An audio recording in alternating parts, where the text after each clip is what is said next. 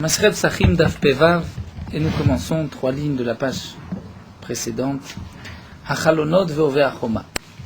Nous avons vu dans la Mishnah nous a délimité exactement les limites de Yerushalayim, où est-ce qu'on a le droit de manger le Korban Pessah, et à partir de quel endroit, lorsque la viande est sortie, on ne pourra plus consommer cette partie, la viande qui est sortie, puisqu'il y a un psoul de Yotse. La viande est sortie en dehors de l'enceinte de la ville de Yerushalayim. La Mishnah nous a dit que Chalonot ve'ovei hachoma kelifnim, c'est-à-dire les Chalonot, les fenêtres, ve'ovei hachoma, et l'épaisseur de la muraille, kelifnim, c'est comme la partie intérieure, c'est-à-dire c'est comme si c'est la ville elle-même, et on pourra même manger son Korban Pessah au-dessus de la Choma. Amar Rav a enseigné. Gagin ve'aliyot. Les toits et les étages. Lonit kadashu. Non pas de kedusha. Rachid nous explique qu'il peut y avoir 2 kedusha possibles. Ou bien la kedusha de la Hazara, là où on mange les korbanot comme khatat, hacham, et il y a la kedusha de Yerushalayim, là où on mange les korbanot comme shlamim et pesach. Les toits et les étages ne font pas partie de ces kedushot. Donc un toit dans le Beth Amikdash, ça n'a pas le statut de Hazara, il n'y a pas cette sainteté. De même dans la ville, manger le Korban Pessah sur un toit, on ne peut pas, puisque il n'y a pas la kedusha de la ville de Yerushalayim sur le toit. Il faut manger sur le sol. Eni demande la Gemara, mais pourtant Rav a dit Mishum Rabbi Chia, au nom de Rabbi Chia, que Kazeta Pisra, c'est-à-dire on avait l'habitude, il y avait au temps du Beth Amikdash, des groupes de beaucoup de personnes qui s'étaient associées pour le même Korban Pessah, et donc il y avait juste un kazaït par personne, kazaït Pisra, mais Vehalila au moment du Hallel, puisque, comme nous le verrons au moment où on mange le Korban Pessah, nous avons vu dans la Mishnah qu'au moment où on sacrifiait le Korban Pessah, on devait lire le Hallel, mais au moment aussi où on mangeait le Korban Pessah, on lisait le Hallel, et donc le Hallel, il y avait tellement de monde qui chantait le Hallel que Paka Igra, presque le toit allait se fêler, se casser, puisqu'ils avaient l'habitude de lire le Hallel sur les toits. Maïlav, donc la Gemara, et nous commençons d'Af Pevav, comprend de cette manière cette même de Rav, c'est que De'achle Beigra, Ve'amre Beigra, il mangeait le Korban Pessah sur le toit, il disait aussi le Hallel sur le toit. Donc on voit qu'on peut manger sur un toit le Korban Pessah, il y a aussi la Kedusha de Yerushalayim. Mais la Gemara répond l'eau. Be'achle be'ara ve'amre beigra. En vérité, il mangeait au sol, c'est-à-dire dans les maisons, mais le Hallel, il pouvait le dire sur les toits, puisque le Hallel était lu après la consommation du Korban Pessah. Eni demande la Gemara, mais pourtant, Vatna, nous avons une Mishnah. Em aftirim achara Pessah afikoman. On ne pourra pas maftirim. C'est un mot qui est difficile à terminer, la shon patour. C'est-à-dire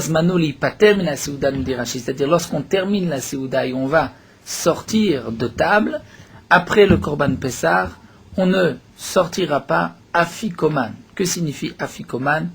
Nous verrons par la suite une marloquette entre Rav ou Shmuel, Ve'amarav. Rav explique afikoman shelo yakru mechabura lechabura, c'est-à-dire nous n'avons pas le droit d'aller manger dans un autre groupe, dans un autre endroit, même si on ne mange pas le Korban Pessah lui-même, on mange autre chose, nous n'avons pas le droit, d'après Rav, c'est une xéra de peur qu'on risque de manger une partie du Korban Pessah ailleurs, et comme nous allons le voir, le Korban Pessah doit être mangé au même endroit. Donc d'après Rav, l'explication de Afikoman, nous dit Rashi, c'est Hotziu kelechem mikan, c'est-à-dire sortez vos affaires d'ici. Et on va tous ensemble partir et manger ailleurs. Donc la Mishnah vient nous dire, lorsqu'on a commencé ici, on ne peut pas ensuite se déplacer, prendre ses affaires et aller consommer la suite du Korban Pessah dans une autre aboura.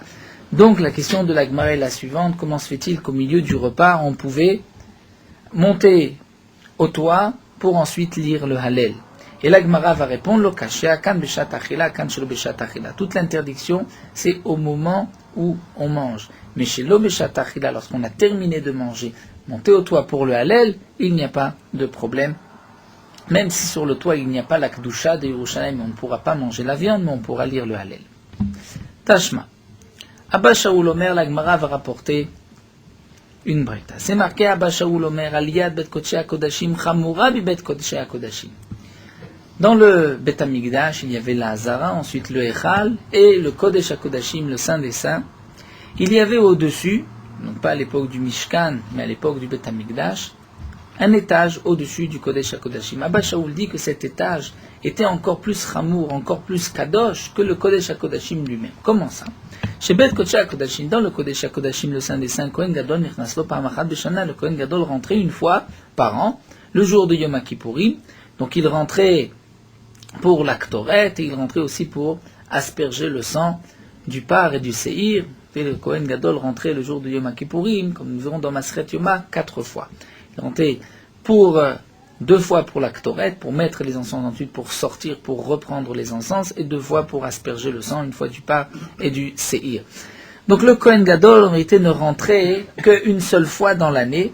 Donc il rentrait 4 fois, mais une seule fois dans l'année. Mais il pouvait rentrer au moins une fois par an. Alors qu'à Aliyad Bet Kodshei HaKodashim, à l'étage du Kodesh HaKodashim, il a Parmachat du Shavua, on ne pouvait rentrer qu'une fois tous les 7 ans. Vamrele Parmaim du Shavua, d'après certains, c'est 2 fois par 7 ans.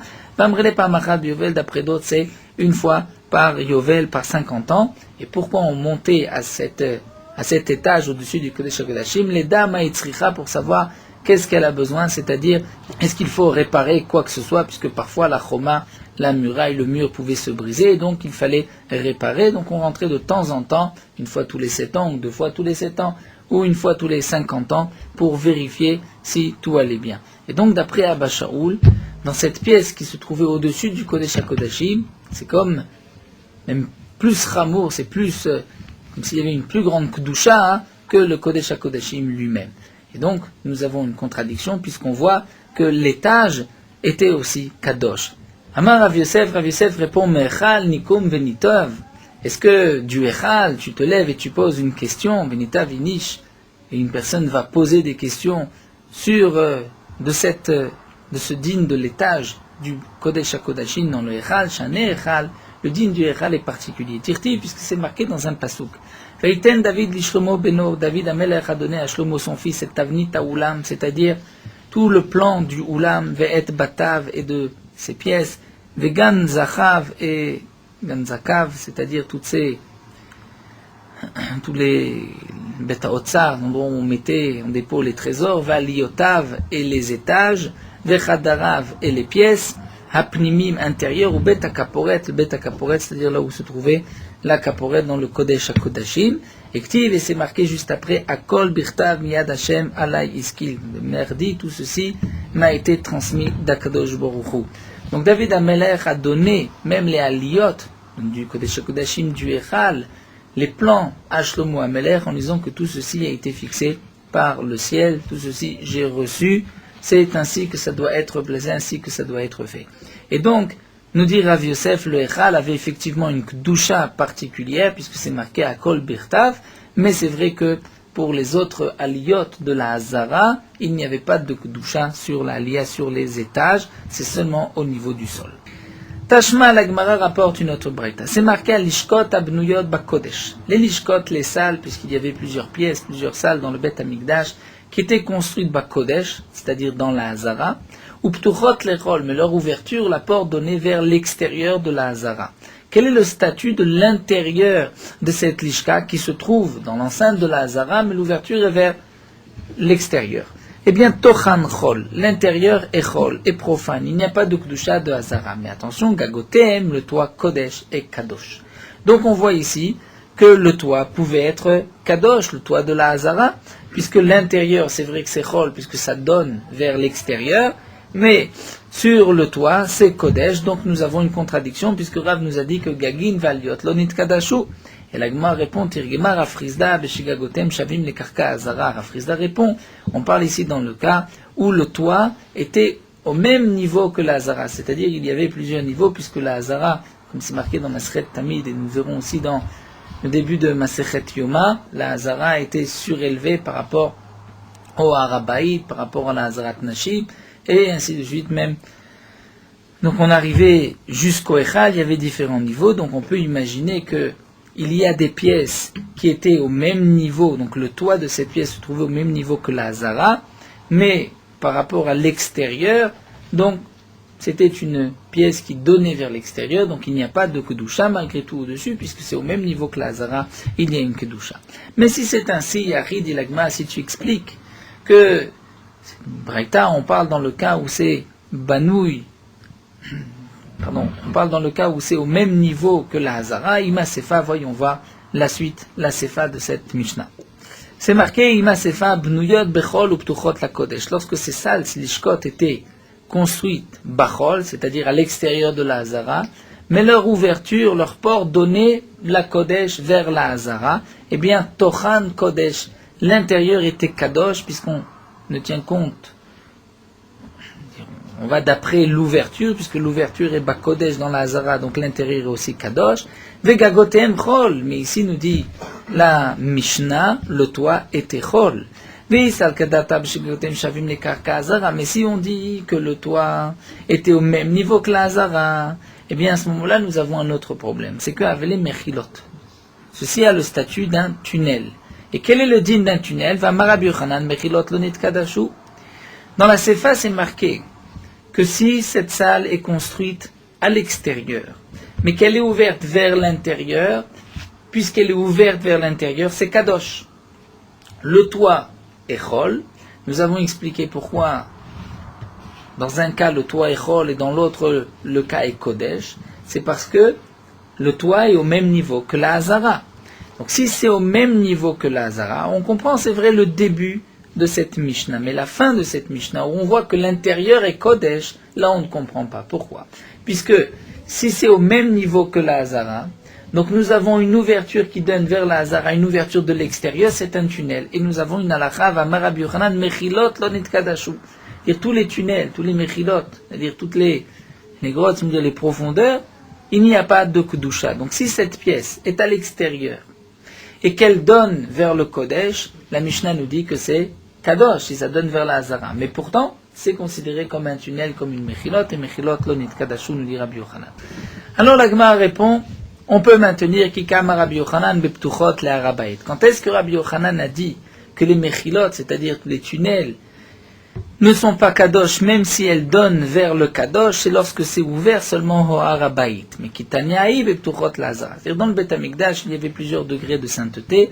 Donc c'est vrai qu'au niveau du Harabaït, il n'y a pas donc de Mechilot, mais dans la Hazara, il y a des tunnels. Donc si nous avons un endroit qui donne dans la Hazara, même s'il est construit en dehors de la Hazara, et même si c'est en sous-sol, mais que l'ouverture est vers la Hazara, même Rabbi Yochanan est d'accord que c'est Kadosh. Vatania Rabbi Yehuda Omer Mechilot mitachat ha'echal chol.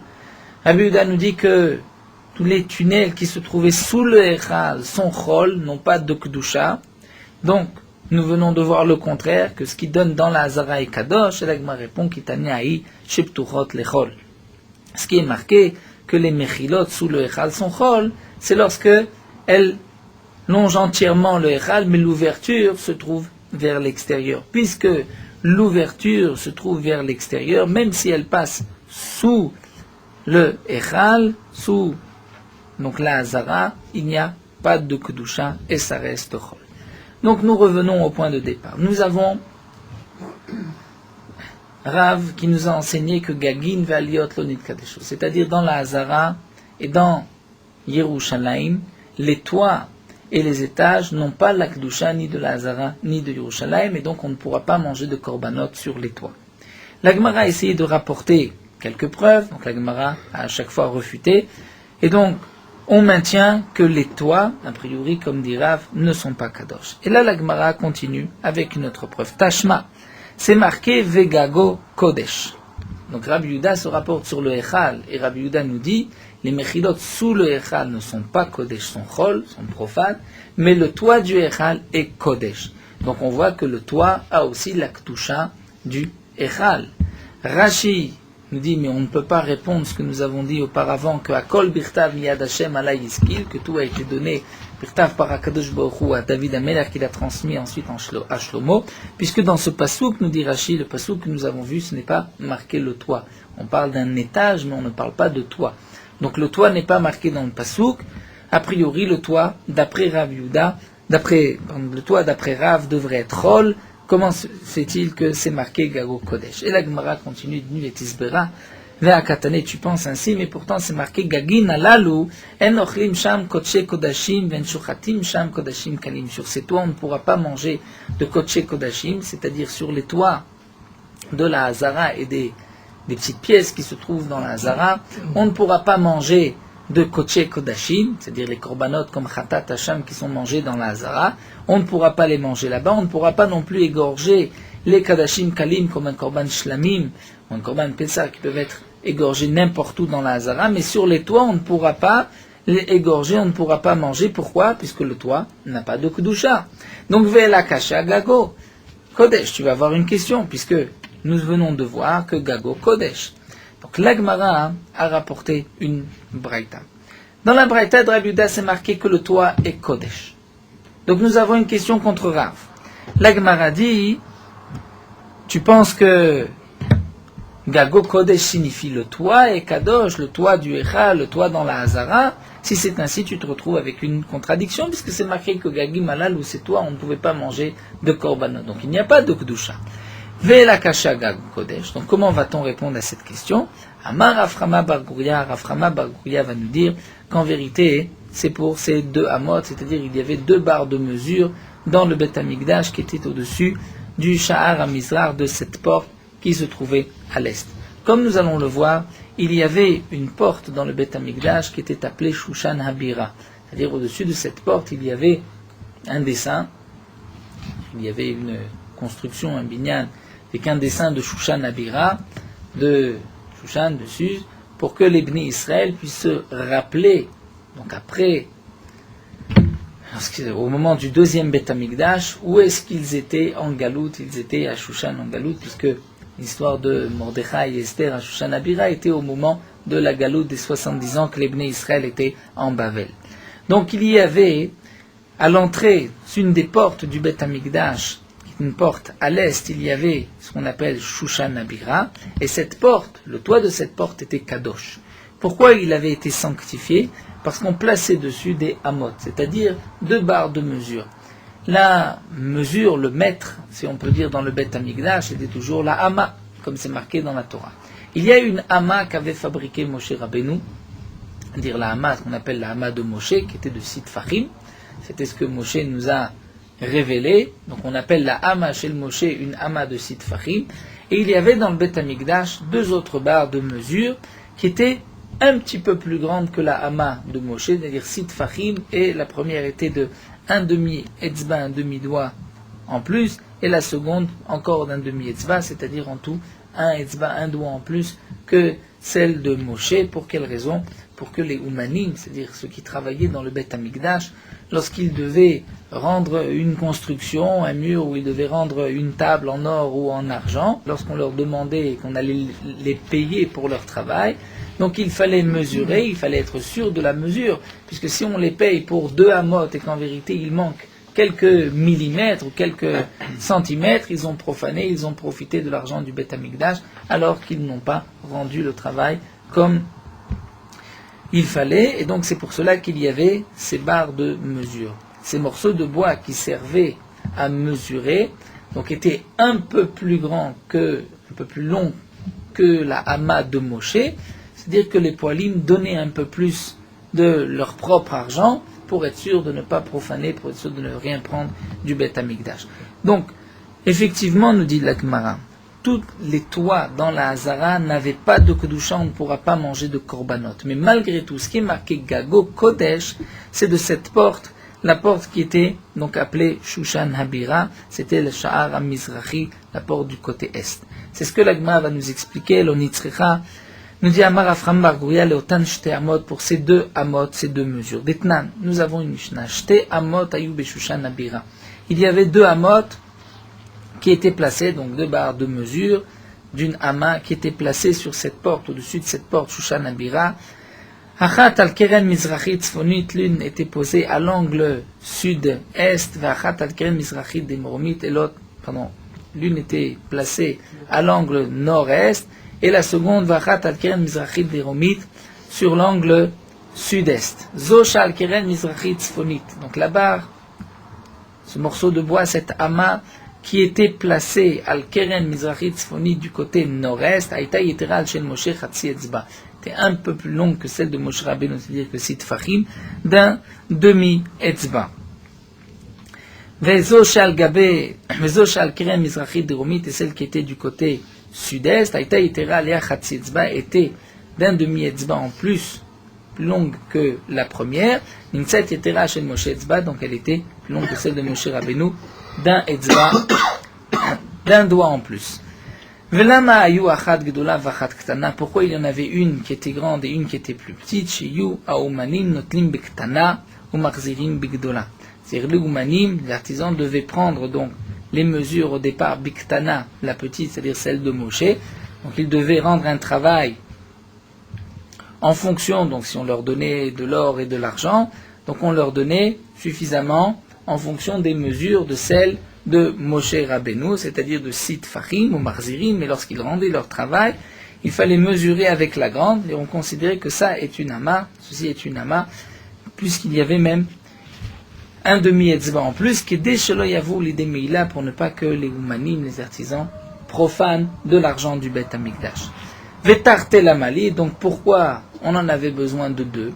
Pourquoi deux amot, deux midot, une seule est suffisante, un petit peu plus grande que celle de Moshe, et la Gemara répond achat le kaspa ve'deava ve'achat le binya. Une, lorsque le travail était d'or et d'argent, donc là, on ne leur obligeait de rajouter qu'un demi-etzba, mais pour le binyana, si c'était une construction, à ce moment-là, ils devaient rajouter même un etzba en plus, on se servait de l'autre barre de mesure.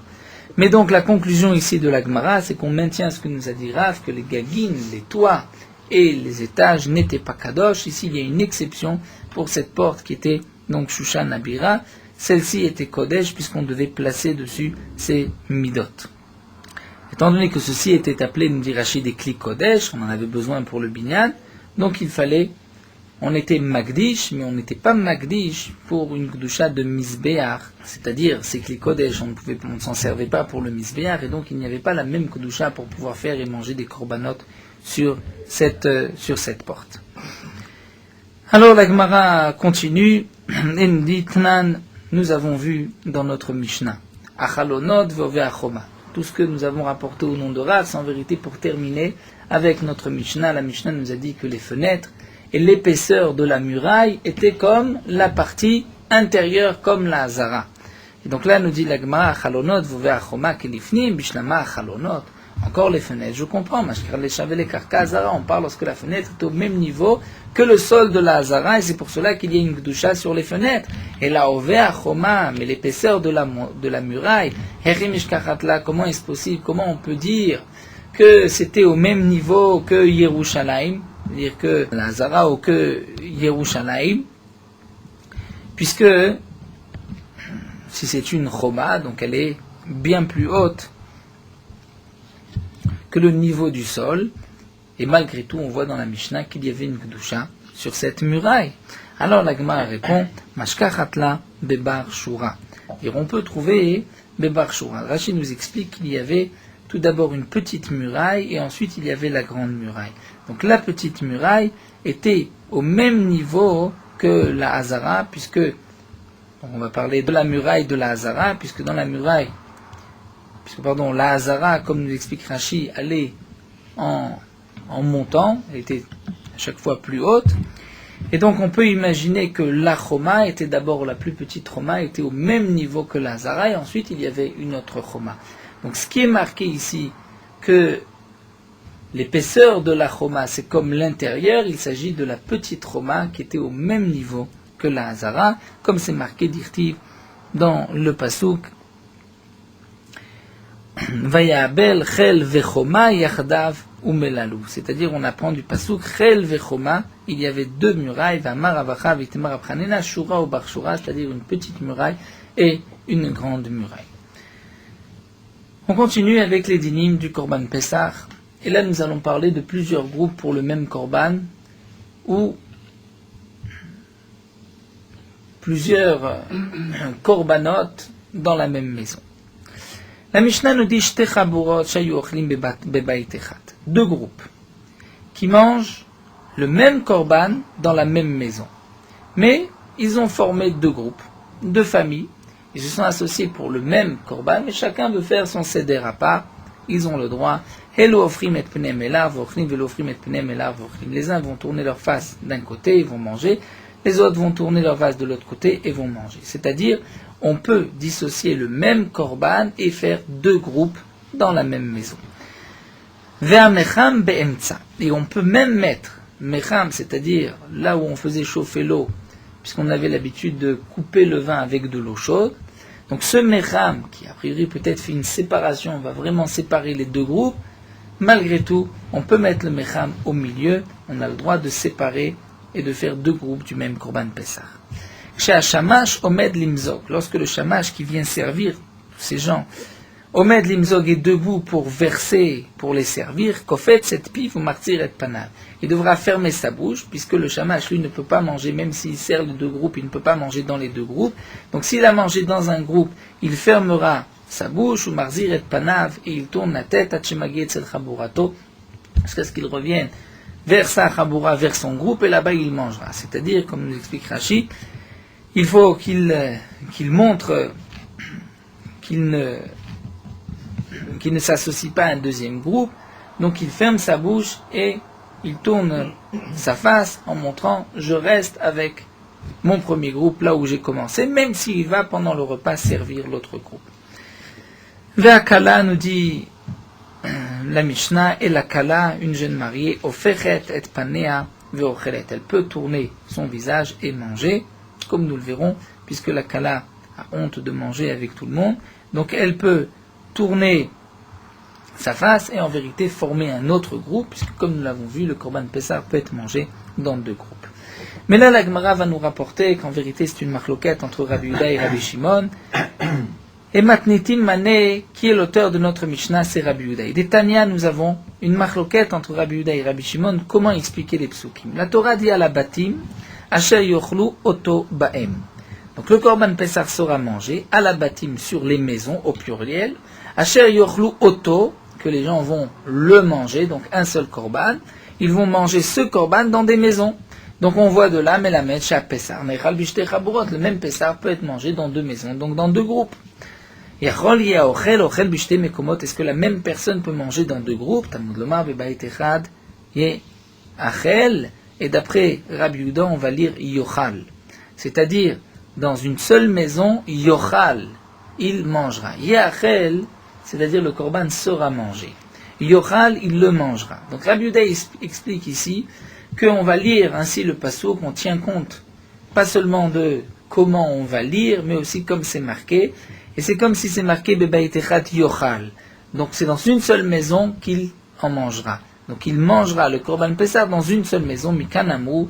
Donc de là on a dit, puisque une personne ne peut pas manger dans deux endroits, Hashamash Shachal Kazay Betzad Atanur, le Shamash qui sert deux groupes, ou qui sert même un seul groupe, mais qui, à côté du four, a déjà goûté son Korban Pessah, il ne peut pas retourner aller manger dans l'autre groupe, puisque sinon il mange dans deux endroits. Il a commencé ici à côté du four, il doit terminer. Hipikaru, donc s'il est intelligent, puisqu'il sait qu'il ne peut pas aller manger ailleurs, mais Malek Risom Imenu, il va se remplir le ventre de ce Korban Pessah, puisqu'ensuite il ne pourra pas en manger. Vimratsu benechabura la sotimotova, mais si malgré tout le groupe veut lui faire une tova et ne pas le mettre à part, donc Baim Vyoshvim Betsido, c'est à eux de venir et de s'asseoir avec lui, puisque lui a commencé, il a déjà formé un premier groupe, lui il n'a pas le droit de manger à un autre endroit, dit Rabbi Yehuda. Donc d'après Rabbi Yehuda, nous voyons ce que la Mishnah nous a enseigné, le même Korban Pessah peut être mangé dans deux groupes, dans deux maisons, mais la même personne ne peut pas manger dans deux endroits. Rabbi Shimon Omer, Rabbi Shimon dit à la batim asher yuchlu oto baem. Rabbi Shimon explique différemment les psukim, il dit Melamed shaochel ochel bishte mekomot. À la batim asher yuchlu oto baem, c'est-à-dire dans les maisons que yuchlu oto, que ils vont le manger, c'est-à-dire chacun d'entre eux peut manger le Korban Pessah dans plusieurs maisons. Mais la metche, celui qui veut peut manger ici, il peut manger là. Nous tournons la page.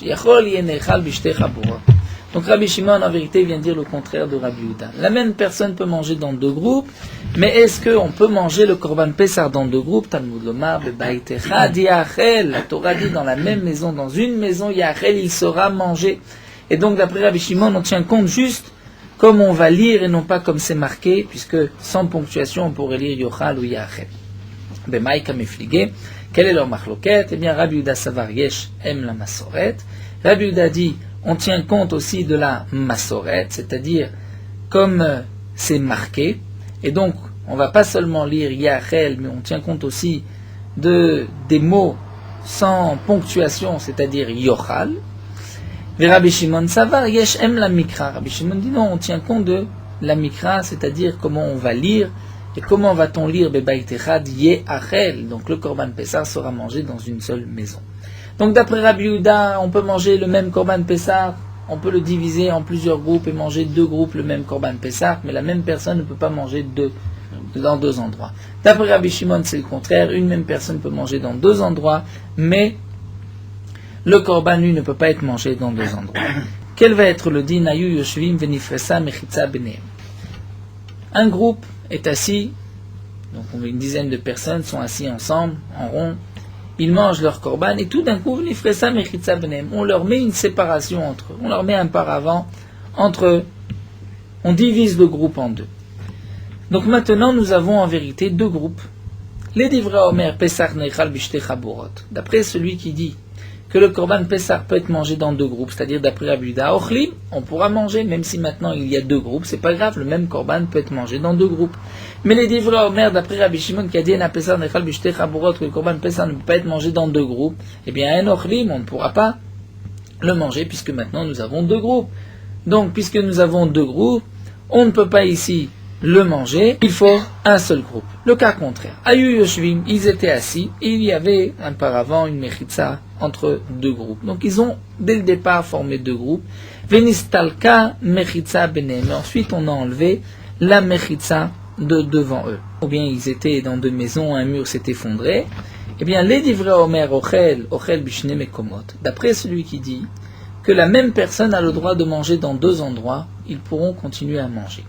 C'est-à-dire, comme nous allons le voir, les Divrei Omer, d'après celui qui dit celui qui pense qu'on ne peut pas manger le même Korban Pessah, c'est-à-dire que la même personne ne peut pas manger dans deux endroits, là, il ne pourra pas continuer son repas. Pourquoi? Puisque dans le deuxième cas, au départ, sa vue s'arrêtait au mur. Maintenant que le mur s'est effondré, puisqu'il peut voir plus loin, donc c'est comme s'il se trouve dans un autre endroit.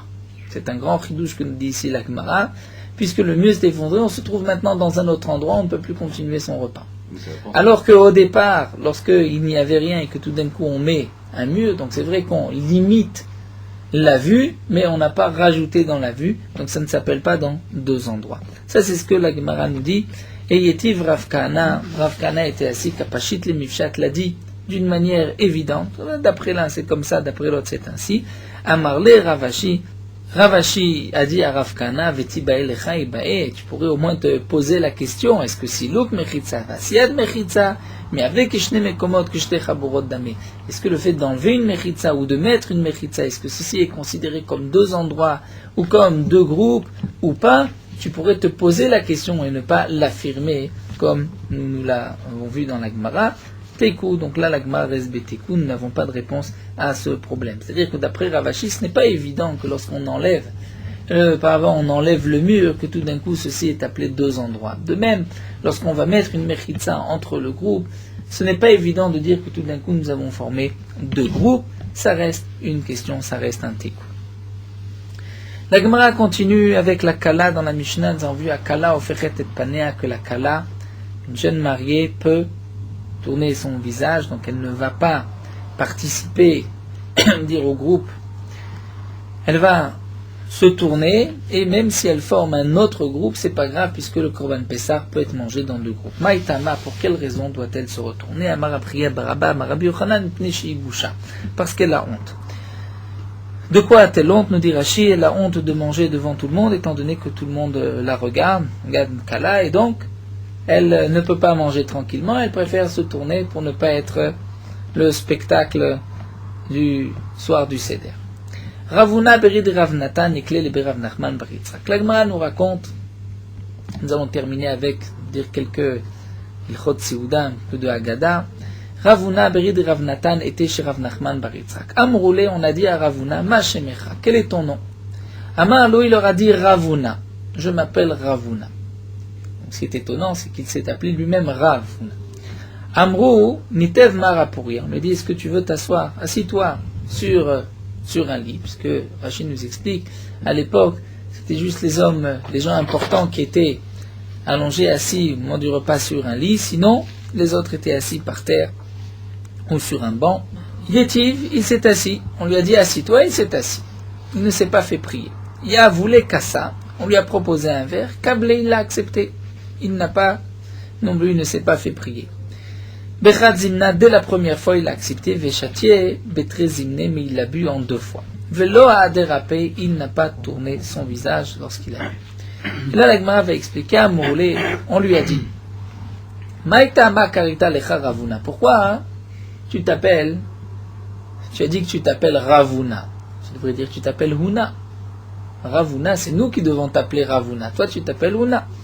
Amar lo, il leur a dit, Baal Hashem ani. C'est-à-dire, c'est mon nom, c'est le nom que je porte depuis que je suis petit, nous explique Rashi, on m'appelle Ravuna. Donc c'est pas dans le même sens que vous le comprenez. Pourquoi lorsqu'on t'a dit, assis-toi, donc sur le lit tu t'es assis, Amar le haut, c'est-à-dire tu marques comme si, de kavod, comme si tu étais un homme important, Amar le, il leur a dit, nous connaissons que la règle, lorsque tu vas chez quelqu'un, tout ce que le balabay te dit de faire, tu fais, sauf s'il te dit de sortir de chez lui, là tu n'es pas obligé de l'écouter. Pourquoi lorsqu'on t'a proposé un verre, tu l'as accepté dès la première fois? Amar Léou, il leur a dit, nous avons une règle, mais sarvin le katan. On peut se faire prier lorsque la personne qui nous propose est plus petit que nous. Ven me sarvim la gadol. Mais si c'est quelqu'un d'important, de plus grand, on ne se fait pas prier. Comme Rachid nous rapporte, on voit les malachim, lorsque Abraham leur a dit manger, ils ont tout de suite accepté. Lorsque c'est Lot qui leur a proposé, ils se sont fait prier. Maïtama, pourquoi Ashtite betrezimne, tu as bu ton verre en 2 fois? Marleou, il leur a dit, Tania, nous avons une braïta, Shote koso bebatacha, celui qui boit son verre d'un coup, Areze gargaran, c'est un glouton. Shnaim, en 2 fois, Derecheretz, c'est la bonne mesure. Shlosha, en 3 fois, Migase arouar, c'est une marque d'orgueil. Ouais, trop lentement. Maïtama, la dernière question qu'on lui a posée, mais pourquoi tu ne t'es pas retourné le hadarta à part, tu ne t'es pas retourné au moment où tu as bu ton verre? Amarlou, il leur a dit, dans la Mishnah, c'est marqué Kala ofechet paneatnan. Une Kala, je ne suis pas une Kala, c'est seulement une jeune mariée qui a honte, qui peut se tourner la face, mais moi je ne suis pas dans ce cas-là, donc je peux boire devant tout le monde. Rabbi Shmuel ben Rabbi Yossé, nous dit la Gemara, Ikle le ben Rabbi Shimon ben Rabbi Yossé ben Lekunia, était chez Rabbi Shimon ben Rabbi Yossé ben Lekunia, et à vous les Kassa, on lui a proposé un verre, Kablé bechadzimne, il a accepté dès la première fois, Veshatier, il l'a bu, bechadzimne, d'un seul trait. Amroulé, on lui a dit, Lo savar lamar, tu ne penses pas, ce qui est marqué dans la Braïta, Shote koso batrat gargaran, celui qui boit son verre d'un coup, c'est un glouton, au contraire, il doit prendre d'adrecheretz en 2 fois.